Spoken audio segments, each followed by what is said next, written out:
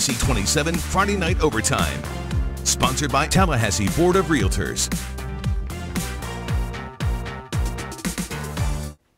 Hello everyone, I'm Dom Tibbetts and welcome to Friday Night Overtime. Sports Director Allison Posey is in Louisiana covering Florida A&M in the FCS playoffs. Big weekend for college football ahead, but tonight all about our high school teams. We're down to the final 8 teams across every classification, both in the Big Bend and in South Georgia. Win and you're in the state semifinals. The Thomasville Bulldogs have dominated in AA this postseason. 84 points scored, giving up just 23, hosting Rabun County tonight, getting things started in the first quarter. Drives, Thomasville Shannon White escapes the pressure, floats it to an open Jordan Williams, and it's a foot race. He's tackled, ball comes out, but he's ruled down. So just a few plays later, that would set up this. The handoff to Malik Harper. We've said his name a ton this Friday, and bulldozes his way into the end zone. Bulldogs go up 7-zip early. Ensuing possession for the Wildcats, they strike back. Bulldogs bring the pressure, but the swing pass ends up being complete to Lang Wyndham, and a little wave to the defender as Rabun County ties it up at 7 apiece. But Thomasville is going to go on and win this one, currently actually underway. But the Bainbridge Bearcats, 3 years removed from their 5A state title, looking for one 4A this year, hosting North Acorny. Tonight, third round, top of the first year, Max Wilson hands it off to Khalil Barnes, and he is off to the races. Barnes runs all the way through the defense, and no one can stop him. He takes away to the end zone, and they go for 2-point conversion here, and they're going to get it. So just like that, Oconee is up 8-0, but that's not it, folks. Bearcats, they're going to turn that right around. Check this out, the kickoff return by Dayon Bowie, another name I feel like we say a lot on these Friday nights. He's going all the way through the Titans defense, and he's going to put his team on the board on his back. After a big kickoff return, the Bearcats went for the extra point, and that would be good. It would be 8-7, but North Oconee taking this one on the road tonight, 29-24. Bearcat season has come to an end.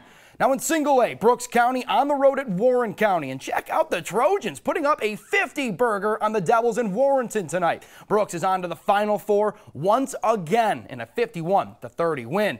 Now we can't say the same for the Lowndes Vikings, hosting nationally ranked Collins Hill in 7A. This one was never in the Vikings' favor. The Eagles are ranked for a reason as they rack up 49 points to put an end to Lowndes' season for the second straight year. So in Georgia, we have 2 teams moving on to the state Final Four, Thomasville and Brooks County. We had 4 Big Bend teams playing tonight. We will see them next week. Will we? I don't know. I'll tell you right after the break.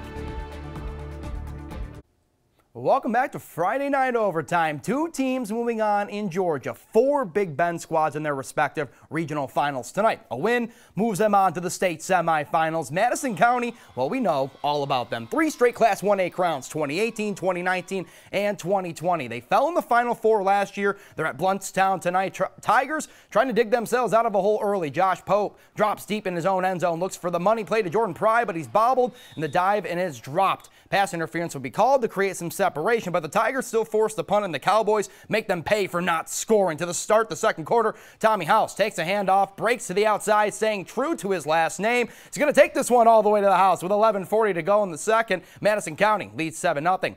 Cowboys offense starts clicking from there, and they drive it all the way down the field to push it in for an easy run up the middle, and just like that, Madison County goes up 14-0, and guess what? They're going back to familiar territory. The Cowboys are Final Four bound, 35-0, the final. Now the Munroe Bobcats knocked off last year's Class 2A state runner-up in University Christian last week. They're at perennial power Trinity Christian tonight. Trinity Christian's Trayshawn Webb takes it the distance, and the Conquerors are going to go take a 29-0 lead.